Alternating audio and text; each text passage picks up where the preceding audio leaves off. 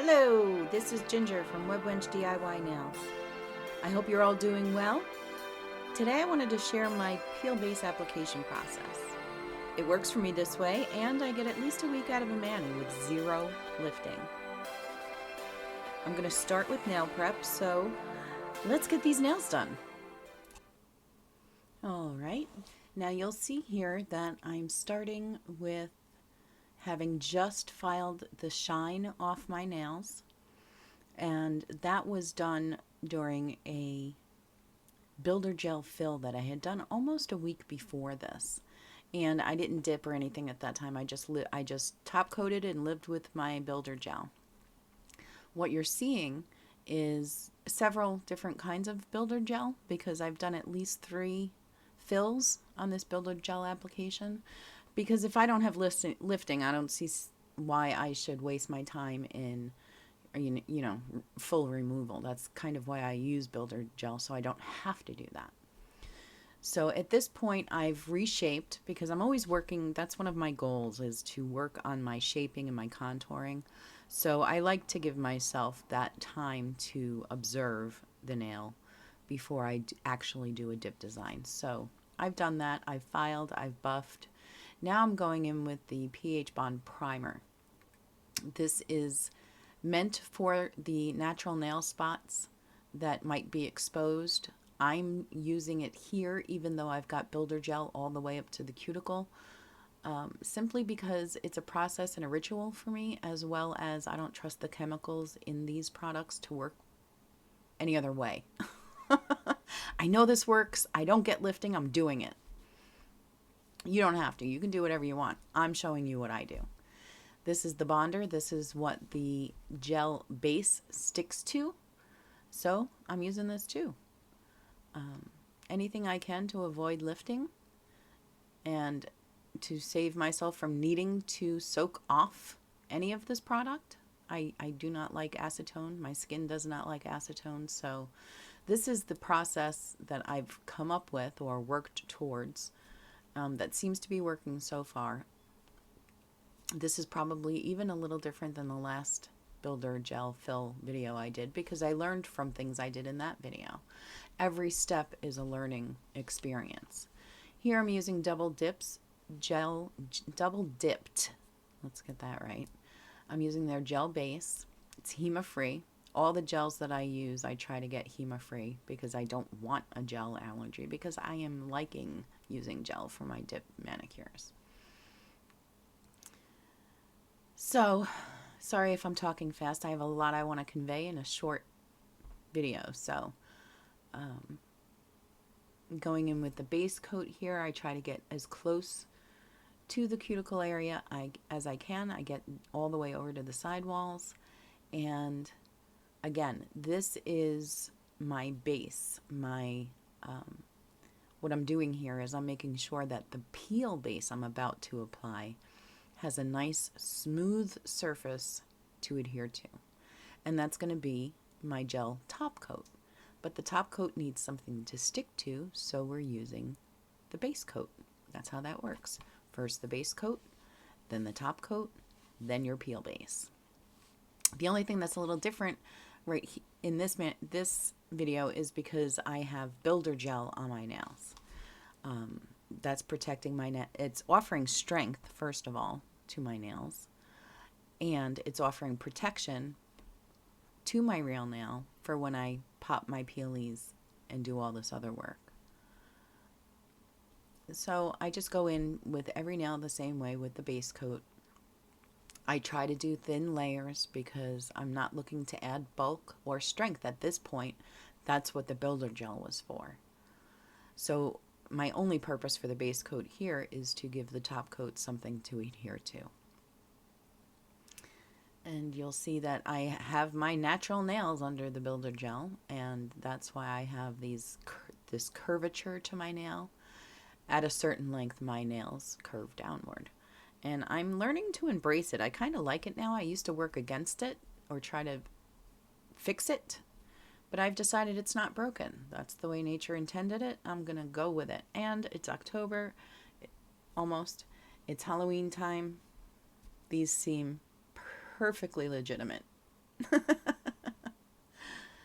So now I go in with my one coat of top coat. And again, this is what makes the smooth surface for my peel base to stick to. Peel base is the unicorn of nail care products, I've come to believe. And I say this because it works differently for every single person. Unfortunately, there is no checklist that you can follow in applying peel base. It's going to very much depend on how you do your nails, how your body chemistry reacts to the peel base and all the other products. And it's also going to depend on your daily activities.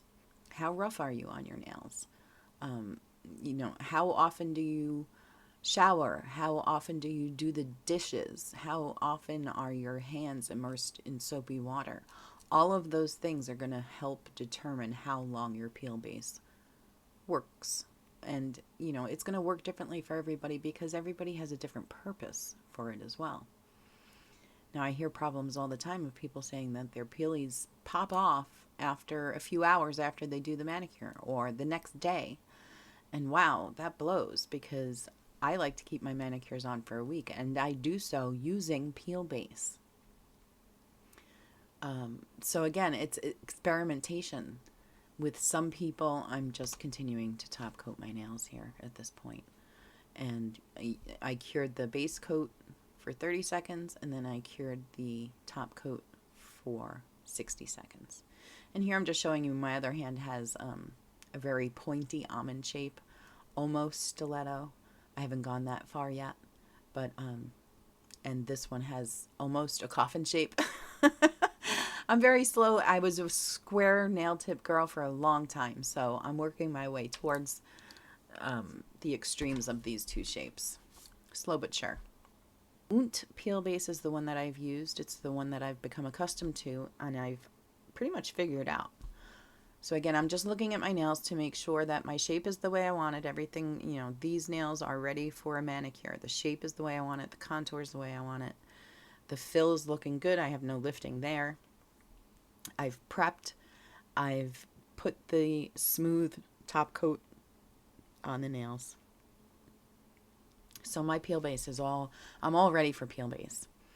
And you'll notice that this time I'm going to apply 2 coats. Normally I only use 1 coat of peel base, but it's been getting kind of stubborn on me, so I'm going to try 2 coats this time. And if it pops off early, it pops off early. No big deal. But it's an experiment. And I'm using relatively generous, I think, coats of the peel base. And you'll notice that I go all the way up to the cuticle and I include all of my sidewall because I do not have an issue with lifting or popping too soon. So I feel that it's probably best for me to cover my entire nail with the peel base so that I can pop them off when I want to. Again, my ultimate goal is to avoid acetone at all costs. So I will find a way to pop these off without soaking. I'm hoping the 2 coats of peel base makes this a little easier. Now you'll notice that I tapped my nails to make sure that they're dry. Another reason that peel base does not work the way it's expected to in some cases is because we don't let our peel base dry enough.